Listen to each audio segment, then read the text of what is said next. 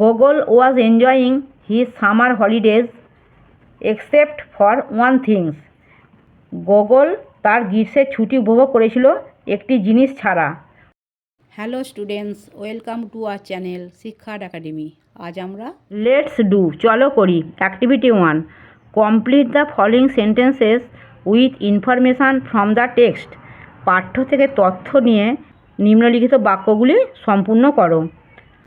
Gogol visited Kolkata one summer with his parents.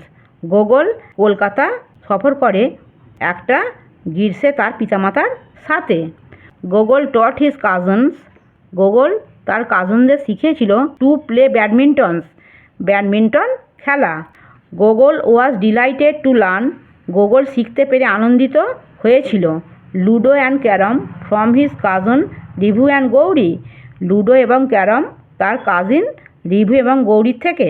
A worm relationship একটা উষ্ণ সম্পর্ক quickly তাড়াতাড়ি ডেভেলপড অ্যামং দ্য কাজন তার কাজনদের মধ্যে গড়ে উঠেছিল।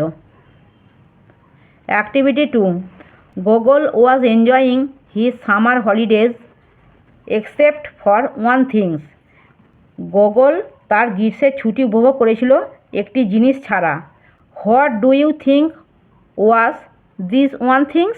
তুমি কি মনে করো এই জিনিসটি কী ছিল? Discuss with your partner.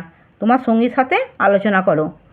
I think Gogol was not enjoying the Bengali food. আমি মনে করি গোগল বাঙালি খাবার উপভোগ করেনি।